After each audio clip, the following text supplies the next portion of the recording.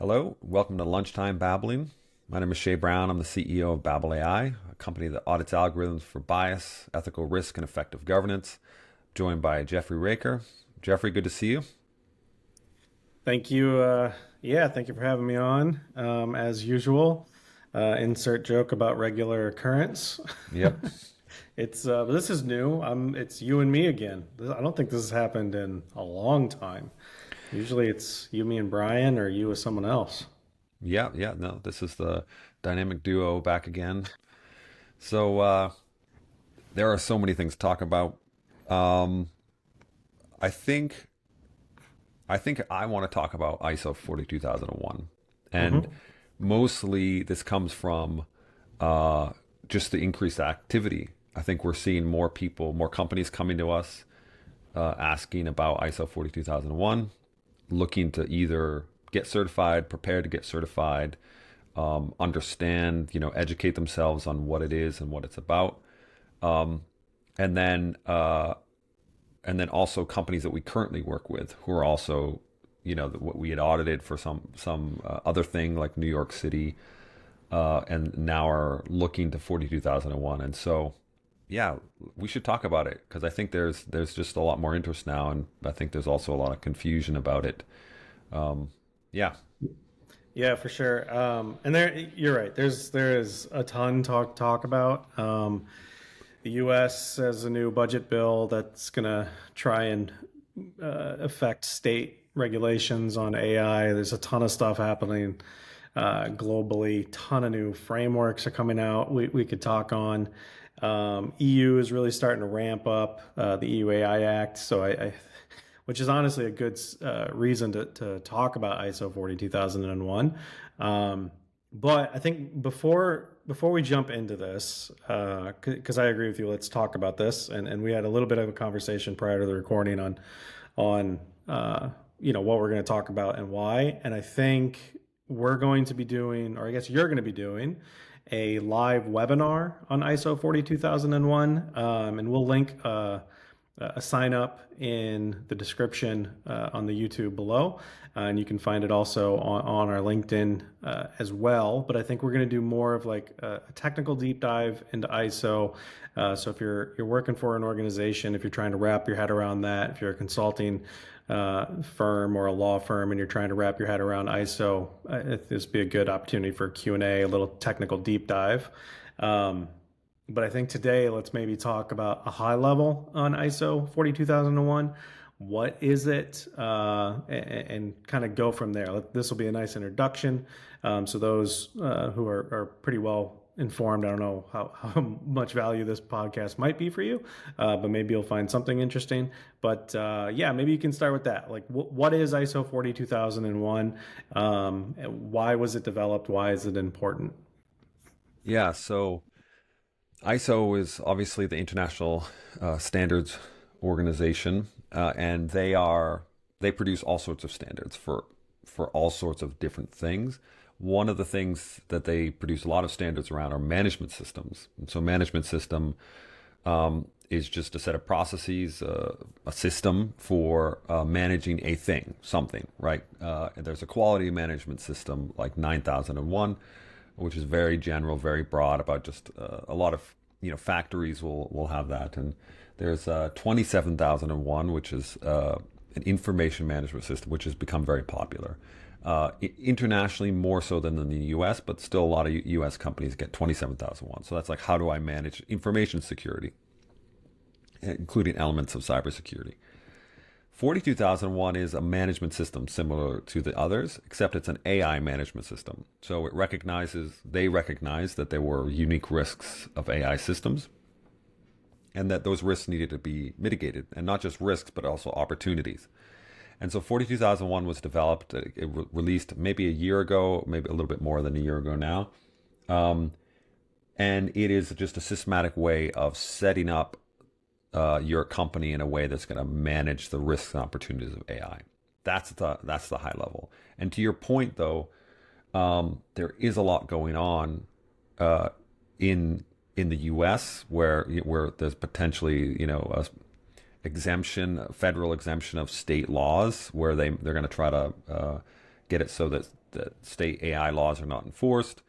There's the EU AI Act on the other end of the spectrum, which is going to have a lot of requirements. And so the question could be, why would I even be thinking about 42,001? And I think, yeah, the short answer here is that there is a market. People are now starting to pay attention to it. And I think that it's going to become sort of like the table stakes for companies that deploy AI or use AI just to demonstrate to their stakeholders that they're doing things responsibly. Yep. That was great. Before we dive into some of the details of this and peel the onion a little bit, maybe give a little bit of context. So we're recording this in May of 2025. The AI thing we're talking about from the U.S. federal government is a new budget bill. It's likely going to get passed, if not this week, in the coming weeks. And something that's included in that is a ban on states being able to regulate AI. But that being said, and I wanted to preface that because you're asking, what's the value? Why would I do this? Whether it's uncertainty in the market, if you're looking globally, regionally, whatever it is, maybe you can give us an understanding of like how ISO 42001 would fit into like a broader landscape of AI governance and regulation. Like why is this valuable for you today? Do you want to kind of? Yeah. Yeah, I think so a lot of it comes from the details of what it's requiring. And a lot of the details of what it's requiring, which we can go into in more detail, is things like risk assessments, things like having proper accountability for the risks of AI, making sure that things are logged, making sure there's testing going on. Those are the things that are very ubiquitous. Like all of the regulations, both like state regulations, federal guidelines in the U.S. and other countries, European Union's AI Act, regulations in China, in Japan, in Korea, Australia. These are things that are almost everybody agrees are good things to do, and it serves as a foundation because the way the system is set up, ISO sets up the system, is that it's very sustainable. You have to make sure you have resources for everything. You have to make sure people are educated, that there's continual improvement, and it forms a very good base. So if you're looking at this landscape of like, there's a gazillion different things that everybody's saying I should be doing, and you want to know where do I start in a sustainable way, and that's going to be acceptable and understandable to most people, ISO 42001 is a good starting point because you can bolt on things to that in ways that you can grow sustainably. Yeah. Yeah, that's a really good point. So something I talk about all the time, whether I'm talking to an audience or in one of the courses, is this idea of finding your North Star. So it's like, if that's the EU AI Act, if that's some framework, whatever, correct me if I'm wrong, but I do feel like ISO could be a really good start and foundation as you're trying to figure out like, there's so much uncertainty in the regulations. There's so much uncertainty with AI in general, its risk, its implications. I do feel like ISO is a really good first step in terms of like guidance towards some clarity on those things. Yeah, absolutely. Yeah, it's a Um, very good starting point. yeah, so let's dive into some of the core elements of ISO 42001. Can you give us a high level of what's expected in that? Yeah, so I mean, the nice thing about 42001, it follows a very similar structure to the other ISO standards. And so those who have done it before will recognize it. But it really is broken down almost in chronological steps of how you should implement it. So, and there are different clauses. So let me pull up Babel's handy dandy. So Babel has we should probably link this below too, has a sort of high level overview, but it starts out with, setting up the context of the organization, which I can talk about more, but setting up, that's really establishing. Why don't I talk about it now? Because it makes sense. Yeah, just go It's ahead. that, yeah. So that's setting up the, really understanding where your organization is, what kind of stakeholders are relevant for you, and that importantly includes regulators as well. Like, are you in the EU? Are you only in the US? Other places? What are the expectations of stakeholders, including your clients? Just really getting the understanding of the context of your organization. And you also need to figure out from that what is going to be the scope of this AI management system. Scope meaning like which systems are going to be governed here, who's going to be involved, that kind of thing. The next clause is talking about leadership. And this is really, you have to get the leadership involved. So that you have to have leadership really understanding what the purpose is, have buy-in. They need to establish an AI policy and objectives for this management system. They have to allocate the necessary resources. This is why it is something that is sustainable, because you need to have resources to maintain this. Then there's going to be the sort of execution clauses where you're planning the management system. That includes figuring out the risks. This is where the risk assessment, you're developing your risk assessment process and your risk mitigation strategy. You're going to figure out the support around this, so provide necessary resources. This is where the training comes in, communication of your AI management system across your organization. Figure out how you're going to manage documents. And then there's some operations where this is where you actually execute that management system. So figure out, okay, I have an inventory of AI systems. I'm going to be doing systematic risk assessments. That's going to lead to a risk registry. We're going to have people who are responsible for testing, implementing various controls. Then you're going to set up performance evaluation. So you need to have some sort of ongoing monitoring. Is this system actually working? Are you doing a good job managing your use of AI? And then there's the final clause is going to talk about improvement. So making sure that you're actually not just doing a good job, but you are continuously looking for ways to get better at managing AI. And that's an important step, given that there is so much flux in the regulatory landscape and the liability landscape. So I've got that was a good overview. I've got two follow-up questions. The first one is going to be, that sounds like it could be a lot. Are there any prerequisites or complementary standards that people might have already done that they should consider before attempting ISO 42001 certification? So that depends a little bit. Like if you are, so if you've implemented things like ISO 27001, right, information security, in fact, probably having a baseline of other kind of things that are hallmarks of a mature organization. So like having information security is going to be a big part of that, because that's like an IT standard. It's like, how am I managing all this information that my company has? That doesn't mean that you necessarily have to have it before you do 42001, but you should be at least able to do it and look at and say, we have most things under control. It's also something that you have to have the resources for. It is a lot. There's a significant amount of work that you have to do. So you need to make sure that you do have the financially are able to dedicate the resources, and that's mostly people and some infrastructure around managing that. That being said, the things that are required and the amount that it costs to get certified do scale with your size. And so starting when you're smaller can actually be a benefit, because it's going to be cheaper for you and there's going to be fewer moving parts that you have to worry about. So while you have to get everything implemented, it does feel like a lot. If you do it when you're smaller and then you can maintain and grow over time, that's probably going to be, if you can, have the headspace and the financial resources. So if I'm a VC and my company asks me, is asking me for money, and they're an AI company, allocating some of that that funding for 42001 is probably a pretty good investment. That's a good segue into that other question I had, and this is slightly rhetorical, but I'm curious if you can highlight some challenges organizations might face when they're looking at implementing this, especially if this is a first time. It's ISO 42001 is going to be a first time for everyone, but say like even a startup or a large organization with a startup, this could be the first time they're doing any type of certification.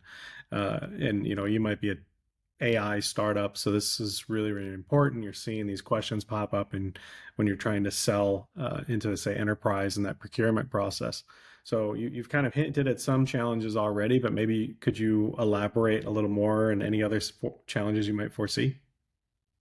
Yeah, so I think I'd say one of the biggest challenges I see is a little bit of like information paralysis, to be totally honest. So what ends up That's a happening is great people, that's a great term. I like that term. Sorry. yeah, no, we see it a lot Yeah. because I think that uh, for any kind of like when you're you're busy, you're going 100 miles an hour trying to like do business, right, and to sell your thing and to produce a good product. To step back and look at a standard like 42,001 or to look at a law like the EU AI Act and think I have to do all of this, it becomes there becomes a bit of paralysis where you don't know where to start. And oftentimes they just don't know what good looks like. Like the words are written on the page that I need to have an AI policy, but what does that AI policy actually mean? What is good enough? And so I think that's a major challenge. Similarly, I think that there is a knee jerk reaction for people to jump into immediately doing things. So, what they'll do is they'll look and be like, oh, we need to have risk assessments. We need to have this kind of governance. They'll look at the annexes, which have these bunch of controls, and they'll want to immediately start implementing some of these. And I think that from our experience, it's much better to literally start from the beginning. So, setting up the context of your organization and getting the leadership buy-in, think about the AI policy at a high level, pays dividends later because you need to know what you care about. And so really understanding it's like what are the AI systems we have? What's our jurisdiction? Who are we talking to in terms of clients? Who are the regulators and the laws that we care about? Because that's what happens in that context. Is like a lot of it is saying what laws are we actually have to abide by, and that's going to inform all the various things that that management system has to impose upon the company. And if you don't do that ahead of time, you're going to be just backfilling as you find out new information or you get pressure from clients. And so I think starting from the beginning and having some space to sit back and really think carefully about this, or getting help. That's the other, obviously, getting help does help a lot because you can get that outside clarity. But it's really clarity that's needed, because if you rush ahead and start implementing things, you don't even know if you need them or if they're the most important thing. That's going to waste a lot of time and money. Yeah, and that's a good segue into my next question. And I'll preface it a little bit by saying this: there's a lot of inherent risk associated with AI, whether it's regulations or bias or whatever it may be, and then also a lot of fear. And I had a business leader tell me recently, it's a large organization, and he said it's like trying to put out fires while not being proactive. So it's like, you're reacting to new risk that you didn't think about before because you're so quick to implement AI. So that forethought would be quite wise. And then my follow-up question is, so AI laws are a risk. EU AI Act, Colorado AI Act, Korea's AI Basic Act. How can this in particular, how can ISO 42001 in particular help you start that compliance journey with emerging AI regulations? Well, so even if you were to do a really poor job in that first spot, so I just said that, like, setting up the context of your organization. So in theory, in that process, you would have had to have parsed out, am I high risk? Do I have to abide by all of these requirements in Colorado or EU or other countries that you mentioned? Even if you did a poor job and you didn't figure that out, you still, just by following the standard, would have implemented a risk management system, a basic risk management system. You would have had to have done an impact assessment, which is required in a lot of these laws. You would have to consider how you test and monitor your AI. Like, even at a basic level, you might not do an amazing job, but at a basic level. So even if you don't, and those are all things that are required across these. And so even if you messed up and implemented 42001 as if those laws didn't exist, you would still have a foundation that you can build on. It may not, it's not going to be as good as if you had really done a careful job, but still, it's going to have that foundation where at least you know who in the organization to talk to when it's like, oh, our risk, Korea is going to require much more in this particular area. So make sure when you do the risk assessment or when you test the system, you include X, Y, or Z. You at least know that those channels of communication are open, that the processes are already in place, and there's a mechanism for improving the system, so it's very natural. So I got two more questions, and then I got some final thoughts before we close it out as I'm looking at time. So the first question is going to be, do you think that ISO 42001 will become like the de facto requirement for trustworthy AI, responsible AI? Yes, I think What? in the short term, because there aren't too many alternatives, I think is the problem. Okay. I think it's not that, I mean, I think it's a nice standard. And I think Babel has some complementary things that we're not ready to announce yet. But I think there are some critical gaps in 42001 that need to get filled. But it's not that it's still, no matter what, a very good framing for bolting on new things.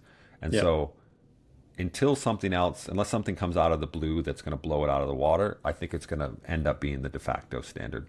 And I think ISO is a name people recognize. So that right there has easy adoption and buy-in likely from the top. Yep. Last question, and then I got some final thoughts. So what advice would you give to companies that are just starting this AI governance journey and are curious about ISO 42001? Like as an expert in the field, what are your thoughts? So number one, I would say buy the standard. I mean, that's a very straightforward thing, right? Get it. It's not very long. When you do that, make sure you read it. So I know this sounds silly, but when you're going a million miles an hour, like it's very easy to not actually read it and think about it. And so there has to be if you want to overcome this paralysis, you have to just sit down with your team and say, we're going to read all of this. We're going to read this, and then Monday morning, we're all going to get together and talk about what we could do. So that's step number one. The other thing I'll say is, if you haven't started, and we've talked about it on this podcast, there are a few very first steps that you need to do. Like you need an inventory of where your AI is. You need to categorize that based on risk, right? And you need to figure out whether you have some people in your organization who are going to be in charge of managing that. So find a person, probably first, right? Because you need people to do things. Find the person, say you're in charge of this. You have some time, you need to go figure out what that person will then go find all the AI systems that they're using or deploying or developing. Then you're going to come up with a basic risk categorization of those systems. And then you're going to go back to 42001 and say, okay, now that I know this context, let's figure out how we're going to implement that. I'd say that's kind of the first step. Awesome. I think that's a good start. If people have more questions, feel free to drop them, in the comments and let us know. But I'll say just two last things. One, we'll link the webinar sign up in the YouTube description below. So if you're interested in learning more and going a little more technical and deep, please check that out. And then the last thing I would say too is, we have a lot of education that can help out a lot. Specifically, our AI Auditor certification can give you a pretty good technical, understanding prior to going into this. Maybe you want to touch on that and then close it out. Yeah, absolutely. So our training for auditors, AI auditors, basically mirrors the kind of structure and the kind of education you need to understand how to implement an AI manage an AI management system. It covers risk impact assessments. It covers what is AI and what are the features that give rise to risk. It covers AI governance, including 42001, NIST AI Risk Management Framework, EU AI Act. It covers technical testing, like how do you actually come up with metrics for these things. It covers audit and assurance, which is something that internal audit will need to develop when you're doing 42001. So this course is, even though it's ostensibly for auditors, we have plenty of people who are just internal to their companies who are trying to set up management systems that get a lot of value from that course. So I'd say that's probably the not necessarily black belt level, but whatever's under black belt. And then that's for your manager, that's for your risk managers, that's for your governance people. And then we also have some other offerings that are sort of below that as well. So any last things you want to say before we sign off? No, I think that's it. I think that was a good high level introduction to ISO 42001. And again, if you guys have questions, feel free to reach out to us. Let us know. If there's other topics you want to talk on, let us know as well. Yeah, and All I right. think that's good. And let us know if you Awesome. want more one-on-ones with me and Shea. Yeah, exactly. Let us know in the comments. So if you're listening to this on podcast, thank you so much for listening. If you're watching us on YouTube, like and subscribe always helps out. We're going to catch you next time on Lunchtime BABLing.